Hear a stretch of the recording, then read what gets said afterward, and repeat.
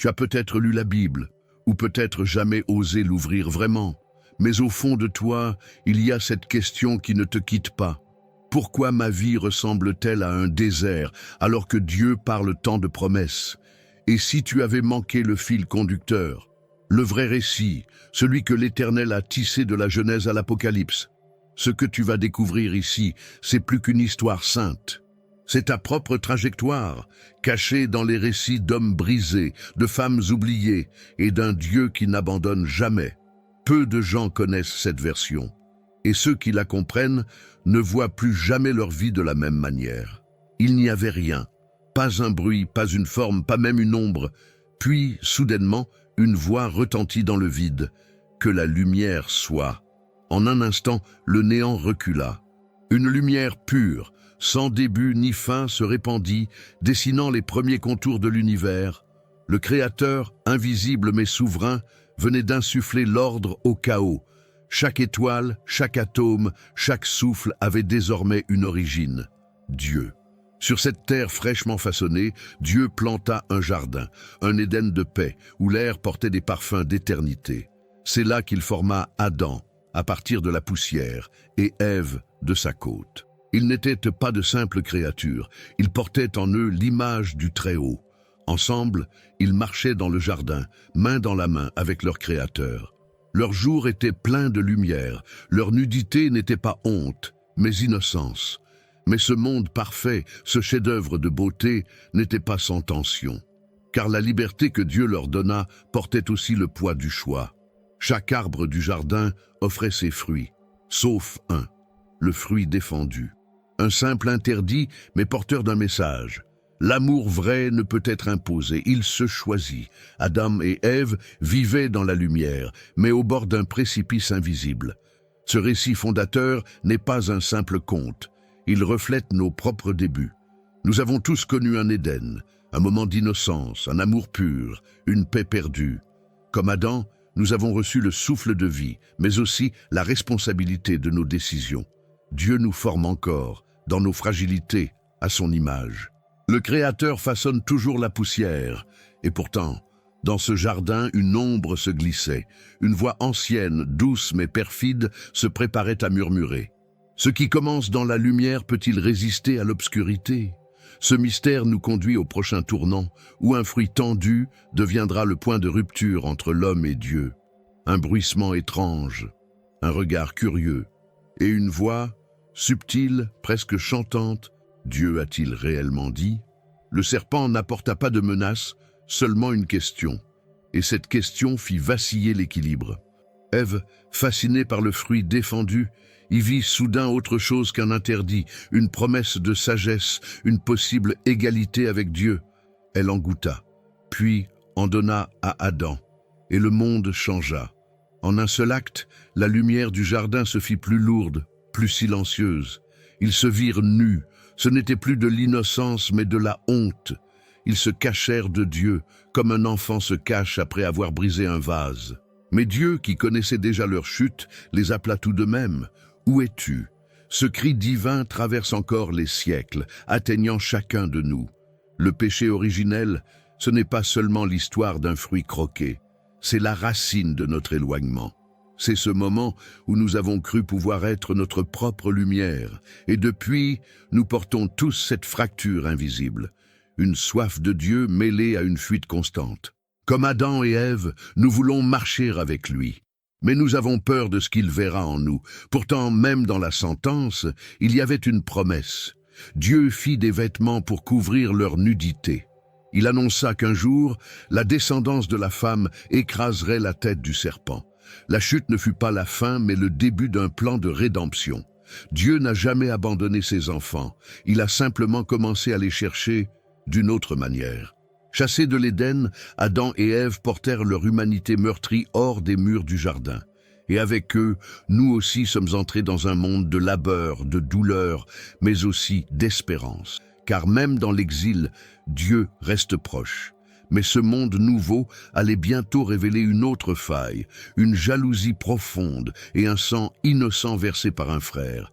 Vous êtes-vous déjà senti perdu, déconnecté de qui vous êtes vraiment, sans savoir quel est le plan de Dieu pour votre vie? La vérité, c'est que vous n'êtes pas ici par hasard. Dieu a un but pour vous, et je veux vous aider à le découvrir. C'est pourquoi j'ai créé 3 e-books qui transformeront votre parcours avec Dieu. Cliquez sur le lien dans le commentaire épinglé et commencez votre transformation dès maintenant. Ils étaient frères, nés des mêmes parents, élevés sous le même ciel, héritiers d'un monde nouveau, Caïn et Abel. L'un cultivait la terre, l'autre gardait les troupeaux. 2 vocations, 2 offrandes, 2 cœurs. Mais Dieu regarda l'offrande d'Abel avec faveur. Et dans le cœur de Caïn, une ombre s'éleva, une colère muette, une jalousie dévorante. Ce fut le début d'un drame. Caïn parla à son frère, mais ses paroles n'étaient que façade. En réalité, il l'attira dans un champ, et là, il frappa. Le premier sang humain fut versé non par un ennemi, mais par un frère. Le sol, qui avait bu la pluie du déluge à venir, buvait maintenant le sang d'un innocent. Et Dieu posa une question déchirante. « Où est ton frère ?» La réponse fut un mensonge. « Suis-je le gardien de mon frère ?» Ce crime, pourtant ancien, se répète encore. Chaque fois que la jalousie prend le pas sur l'amour, chaque fois que nous jugeons, que nous condamnons en silence ceux que Dieu bénit, l'histoire de Caïn n'est pas lointaine. Elle vit dans nos regards, dans nos non-dits, dans nos rivalités. Et comme Caïn, nous sommes parfois tentés de nous éloigner sans affronter notre faute. Mais Dieu n'abandonne pas. Il marque Caïn, non pour le détruire, mais pour le préserver. Ce signe étrange est une double leçon. La justice de Dieu est réelle, mais sa miséricorde aussi. Même le meurtrier est recherché par le Créateur. Même dans l'exil, une protection demeure. Car Dieu ne cesse d'appeler les errants à revenir. L'humanité, marquée par le crime, continue sa route. La terre se peuple, mais le mal grandit. Et bientôt ce mal deviendra si vaste, si profond, que Dieu devra intervenir d'une manière radicale. Le ciel s'assombrira et les eaux couvriront la face de la terre. Mais avant cela, un homme juste trouvera grâce aux yeux de Dieu. Le contenu vous a plu et il a fait une différence pour vous? Cliquez sur « Merci » et soutenez notre travail. Le monde était devenu un cri, un vacarme de violence, d'injustice, de cœurs corrompus. Chaque pensée, chaque geste semblait tourner le dos au Créateur. Dieu vit que la méchanceté des hommes était grande, et son cœur se brisa. Alors, dans ce murmure divin teinté de tristesse, il prononça un jugement. « J'effacerai l'homme que j'ai créé. » Mais au milieu des ténèbres, un homme marcha avec Dieu, Noé. Noé n'était pas parfait, mais il était juste. Il écoutait encore cette voix que le monde avait oubliée. Dieu lui parla, lui donna des mesures précises, comme un père préparant un abri pour ses enfants, une arche, en bois, en foi, en obéissance. Chaque planche était un acte de confiance. Chaque clou, une réponse au silence du ciel. Et pendant que Noé construisait, les moqueurs riaient. 40 jours, 40 nuits, le ciel s'ouvrit, la terre se brisa. Les eaux recouvrirent les collines, puis les montagnes. L'humanité tout entière fut emportée par les flots, sauf ceux que Dieu avait choisi de préserver. C'était un jugement, oui, mais aussi une purification, comme si la terre elle-même avait besoin d'un nouveau souffle, d'un second commencement. Lorsque l'arche s'arrêta sur les montagnes d'Ararat, un corbeau fut envoyé, puis une colombe, et quand elle revint avec une branche d'olivier, le cœur de Noé sut, la paix était possible, le renouvellement avait commencé. Dieu fit une promesse, une alliance, et l'arc-en-ciel devint le signe visible de cette fidélité invisible. Jamais plus, dit Dieu, je ne maudirai la terre à cause de l'homme. Mais l'homme oublie vite.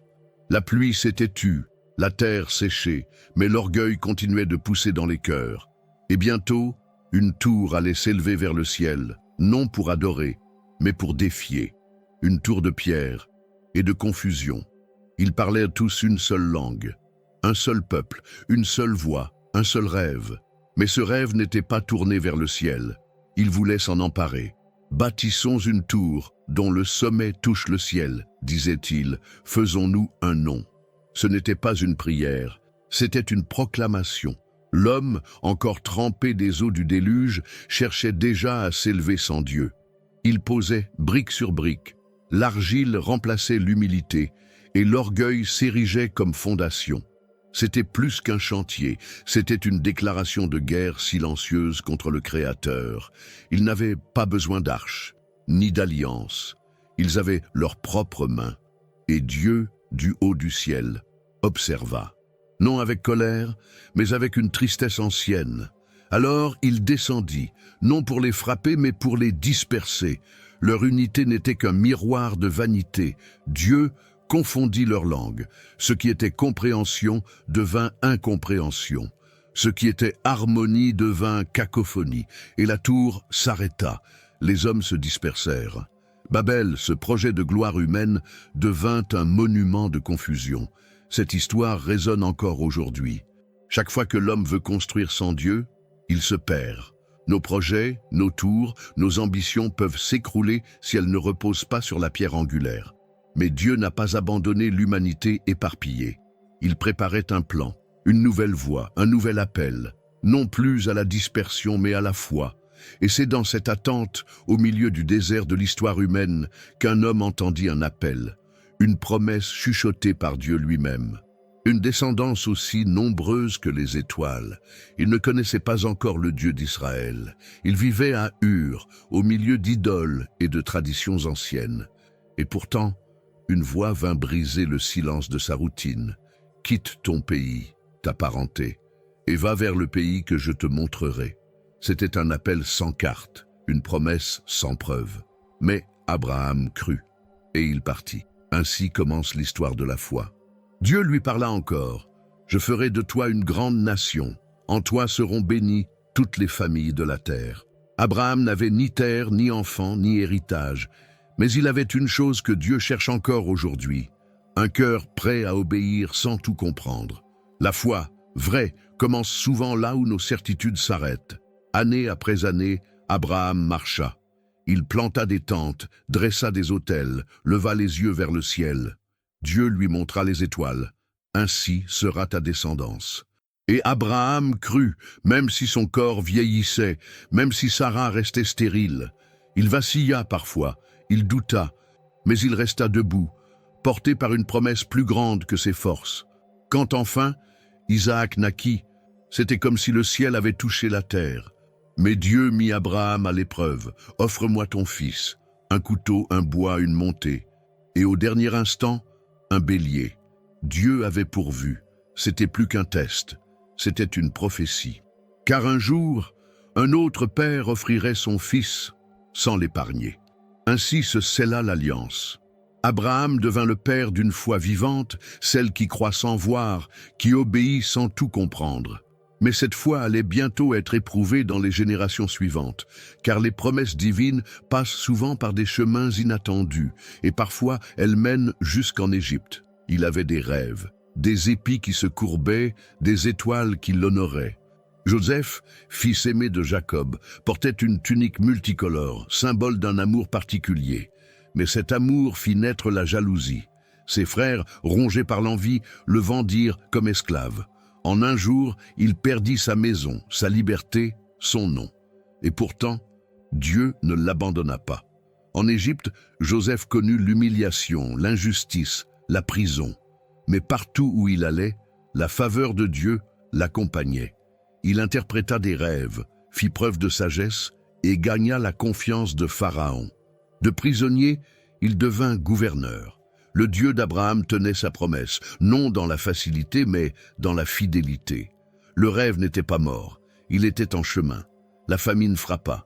Et un jour, ses frères vinrent, courbés par la faim, sans reconnaître celui qu'ils avaient trahi. Joseph pleura, mais au lieu de vengeance, il offrit le pardon. Ce que vous aviez pensé pour le mal, Dieu l'a changé en bien. Cette phrase contient toute l'essence de la rédemption. Le mal peut frapper, mais Dieu transforme les cicatrices en témoignages. Joseph n'était plus seulement un fils, il était devenu une bénédiction pour des peuples entiers. Il sauva l'Égypte, il sauva sa famille. Et dans ce pays étranger, Israël commença à croître. Mais cette croissance allait attirer la peur des puissants. le nom de Joseph s'effacerait et l'oppression prendrait sa place. Et alors que les chaînes se refermaient sur les filles d'Abraham, une voix allait se lever. Une voix qui traverserait les flammes, portant un appel venu du ciel. L'histoire continue, avec un enfant sauvé des eaux. Il aurait dû mourir, jeté dans le Nil comme tant d'enfants hébreux, victimes d'un décret pharaonique. Mais Dieu veillait, une corbeille, un courant, une princesse, et l'enfant fut sauvé. Moïse grandit dans le palais des oppresseurs, entre le luxe et l'exil intérieur. Il portait en lui deux identités, prince d'Égypte et fils d'esclave. Un jour, la tension devint insupportable, et il fuit. Dans le désert, Dieu le façonna. 40 années de silence, de sable, de solitude. Puis une flamme, un buisson qui brûle sans se consumer, une voix qui appelle « Moïse, Moïse » et une mission « Libérer mon peuple ».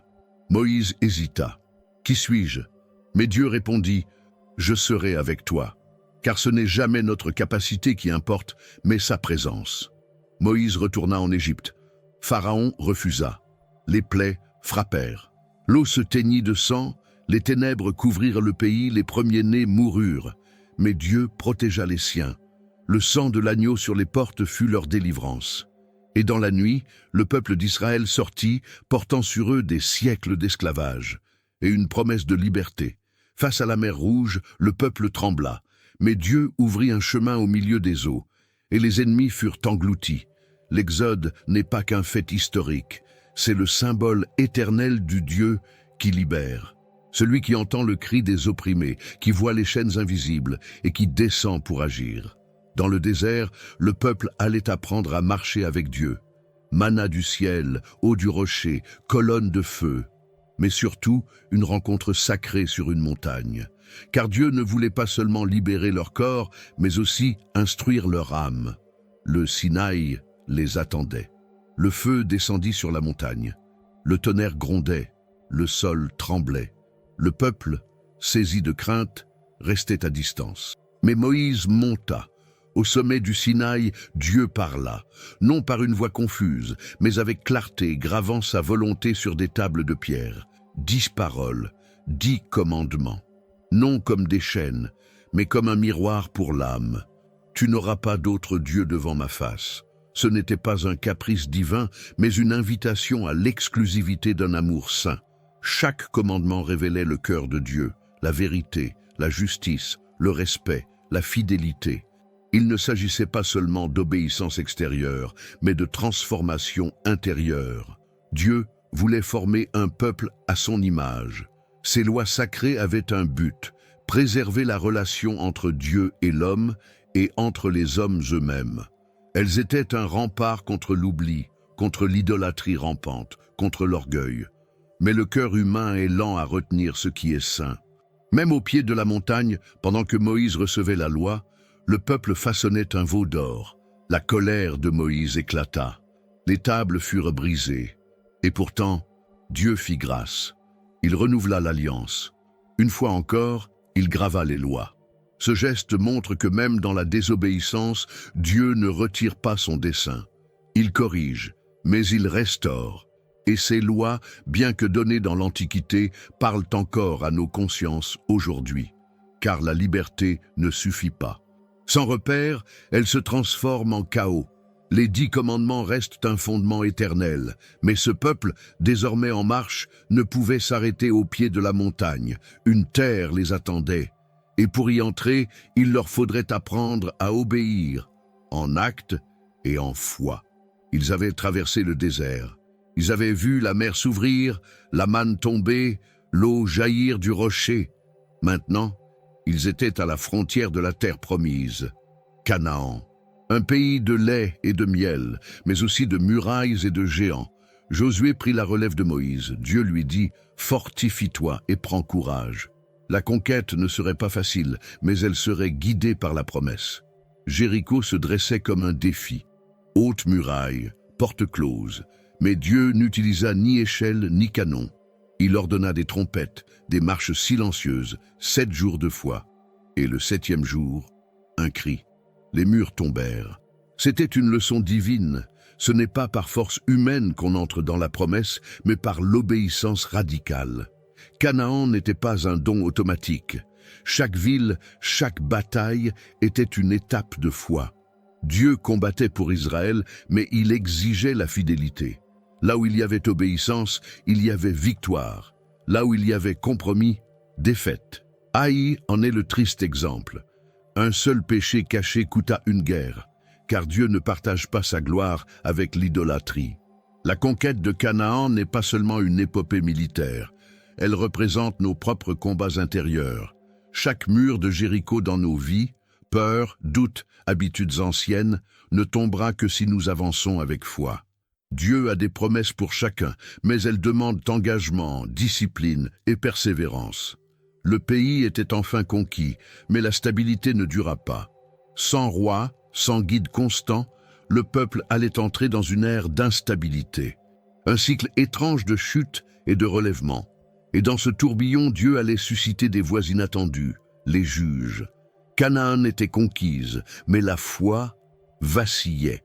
Chaque génération semblait oublier les merveilles vécues.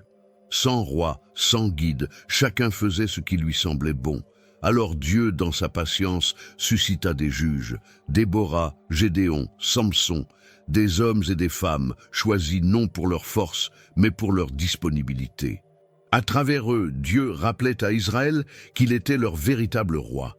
Le cycle était toujours le même, désobéissance, oppression, supplication, délivrance et rechute. Le cœur humain est lent à apprendre, mais Dieu ne se lasse pas d'intervenir.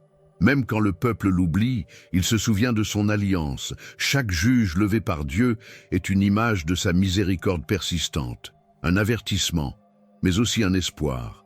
Puis vint la demande, « Donne-nous un roi, comme les autres nations. » Ce fut un coup porté au cœur de Dieu. Pourtant, il accepta. Saül fut le premier, grand, impressionnant, mais instable. Il régna par la peur, non par la foi, et Dieu retira sa faveur. Un autre fut choisi, un berger, un poète, un adorateur, David, fils de Jessé. David n'était pas sans faille.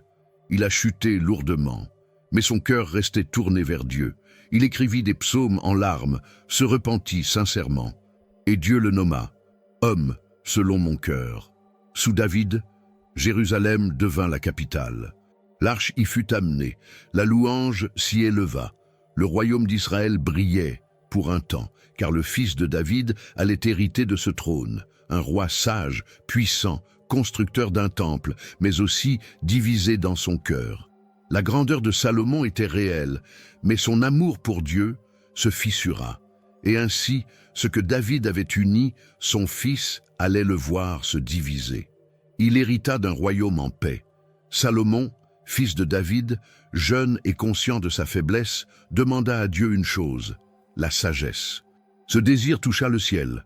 Dieu lui donna non seulement sagesse, mais richesse, pouvoir, renommée. Et sous son règne, Israël connut une prospérité inégalée. Jérusalem devint un joyau, et au cœur de cette splendeur, le temple. Ce temple n'était pas qu'un bâtiment. C'était un symbole, une demeure pour la présence divine. Là où jadis l'arche résidait sous une tente, maintenant un lieu sacré s'élevait, recouvert d'or, orné de cèdres, rempli d'encens. Et lors de son inauguration, la gloire de Dieu descendit, remplissant la maison comme une nuée. Le peuple s'inclina. Dieu habitait au milieu d'eux. Mais la sagesse ne garantit pas la fidélité. Salomon, attiré par des alliances étrangères, prit des femmes païennes, et avec elles, leur Dieu. L'encens ne monta plus seulement dans le temple, mais aussi sur des collines dédiées à des idoles. Le cœur du roi, jadis tout entier à l'Éternel, se partagea, et la division commença dans l'invisible. Dieu l'avertit, le confronta, mais Salomon persista, et ainsi, à sa mort, le royaume se scinda, Juda au sud, Israël au nord. Ce qui avait été bâti dans la louange se disloqua dans la compromission. Le temple restait debout, mais le cœur du peuple s'éloignait. Les chants devinrent soupirs, les louanges des murmures, et dans cette division, dans ce lent éloignement, s'annonçait une douleur plus grande encore.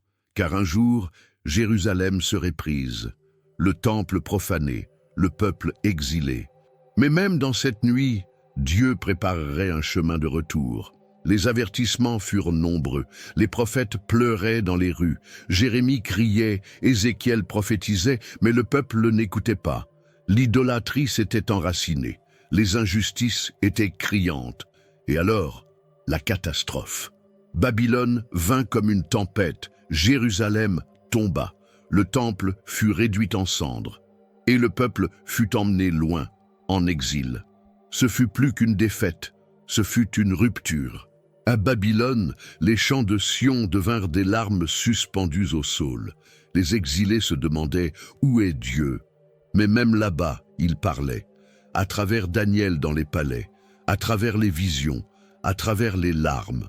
Le Dieu d'Israël n'était pas limité à un lieu. Même en terre étrangère, il restait fidèle à son alliance. 70 ans passèrent. Un autre roi, un autre empire. Cyrus, roi de Perse, fut touché par Dieu. Il permit le retour. Et une poignée de fidèles revinrent. Ils reconstruisirent l'autel, puis le temple. Ce n'était pas aussi glorieux qu'avant, mais la présence de Dieu revint. Parce que la restauration divine ne commence pas avec l'or, mais avec le cœur brisé. Ce retour n'était pas seulement physique, c'était spirituel. C'était le signe que Dieu n'oublie jamais son peuple. Même quand nous sommes loin, même quand nous pensons que tout est fini, il prépare un chemin, il restaure, il reconstruit. Et au centre de cette restauration, un espoir plus grand se profilait. Car un jour, ce ne serait plus un temple de pierre, mais une naissance dans une crèche, une lumière dans la nuit de Bethléem. Le Messie promis allait venir, non comme un roi conquérant, mais comme un enfant vulnérable, porteur d'une paix éternelle. La nuit était ordinaire, froide, silencieuse, mais le ciel s'ouvrit. Une étoile apparut, un chant angélique résonna. À Bethléem, dans une étable, entre le souffle chaud des animaux, le Fils de Dieu naquit. Pas dans un palais, mais dans la simplicité. Jésus, le Messie, le Sauveur, venait d'entrer dans l'histoire. Et tout allait changer. Marie, jeune et courageuse, avait dit oui à l'appel céleste. Joseph, silencieux mais fidèle, avait protégé sa famille. Et des mages, venus de loin, guidés par une étoile, reconnurent en cet enfant le roi des rois. Ils offrirent de l'or, de l'encens et de la myrrhe, symbole prophétique d'une royauté, d'une divinité et d'une future souffrance. Mais dans l'ombre de cette nuit sacrée, Hérode rugissait. Le pouvoir tremblait face à l'innocence.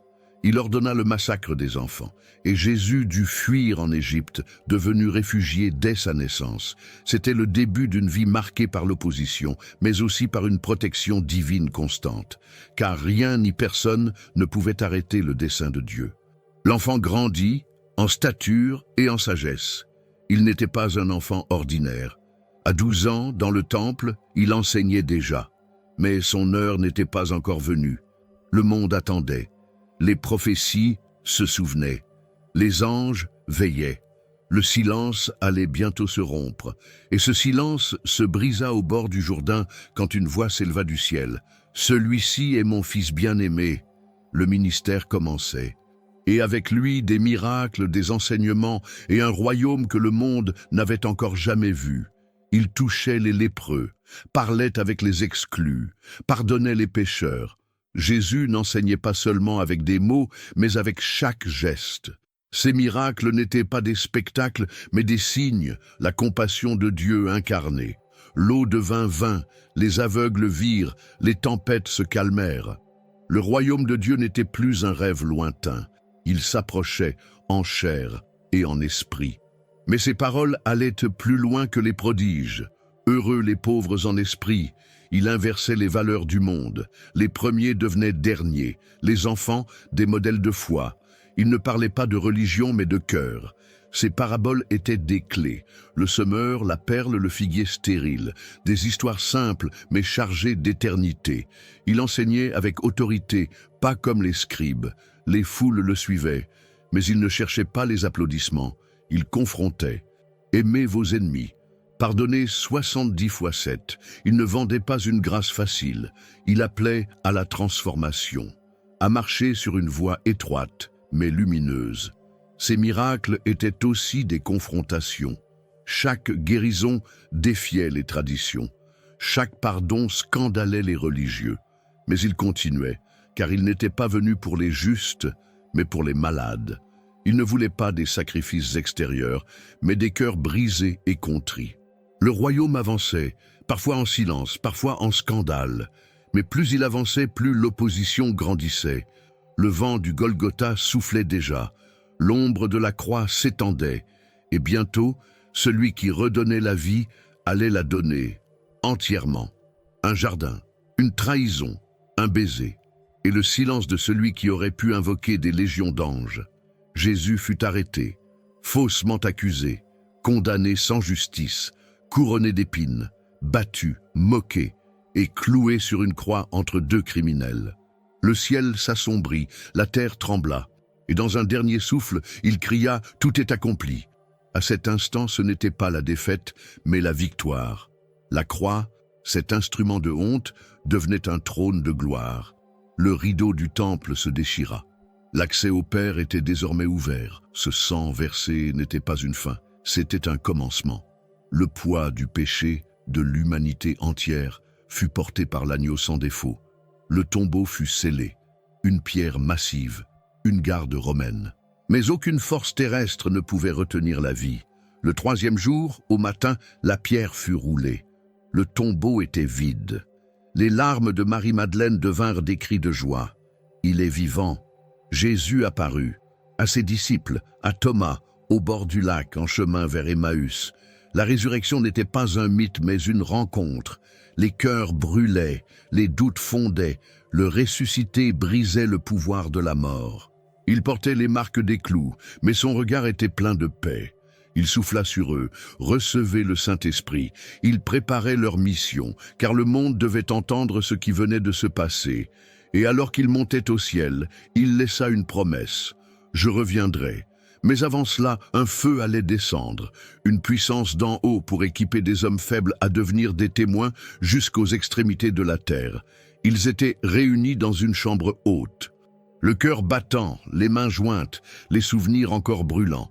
Jésus était monté au ciel, mais il avait promis un consolateur. Et soudain, un vent impétueux, des langues de feu. Le Saint-Esprit descendit, et avec lui, une puissance nouvelle. Les disciples peureux devinrent des prédicateurs de feu. L'Église était née.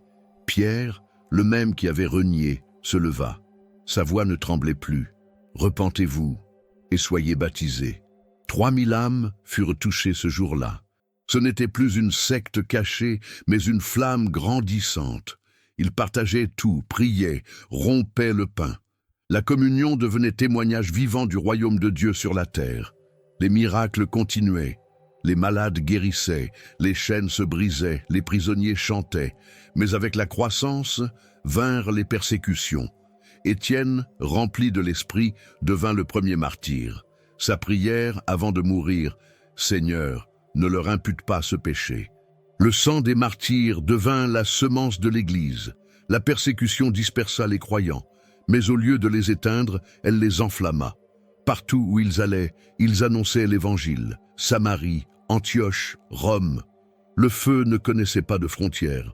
Paul, l'ancien persécuteur, devint le missionnaire infatigable. L'Église primitive avançait, souvent dans les larmes, mais toujours avec foi. Ce n'était pas une institution, c'était une famille, une armée invisible, une lumière dans l'obscurité. Et chaque flamme portait le souffle de Dieu, mais le monde ne resterait pas indifférent. Les puissants allaient frapper, et le sang coulerait encore, cette fois à Rome. Rome, le centre du monde, mais aussi le foyer de la haine contre les chrétiens. Le feu de l'esprit dérangeait les puissants. On accusait les croyants d'incendie, de rébellion, d'idées étranges. Néron, empereur cruel, en fit ses boucs émissaires. Les arènes se remplirent de cris, les croix de sang. Mais plus on les tuait, plus ils se multipliaient, car le sang des martyrs criait plus fort que les décrets. Pierre, le roc, fut crucifié la tête en bas. Paul, l'intellectuel devenu apôtre, fut décapité. Il ne fuyait pas la mort. Ils l'embrassaient parce qu'ils savaient en qui ils avaient cru. Chaque lettre qu'ils écrivirent, chaque mot prêché, devenait une semence d'éternité. Le feu de la Pentecôte ne faiblissait pas. Il s'étendait, souvent porté par des larmes. L'Église, loin d'être éradiquée, devint indomptable. Dans les maisons, dans les catacombes, dans les prisons, le nom de Jésus était murmuré avec foi. Les femmes, les esclaves, les enfants, tous portaient la lumière. C'était une révolution silencieuse, une espérance que ni l'épée ni le feu ne pouvaient étouffer. Et ce qui avait commencé avec quelques pécheurs anonymes touchait maintenant des coins lointains de l'Empire. L'Évangile franchissait les frontières, défiait les langues, bouleversait les cultures. Non par force, mais par amour. La croix, symbole de honte, devenait l'étendard de la vie éternelle. Mais alors que les années passaient, un dernier apôtre restait vivant, exilé, seul, mais toujours attentif à la voix du ciel. Et ce qu'il allait recevoir allait révéler la fin de toute chose.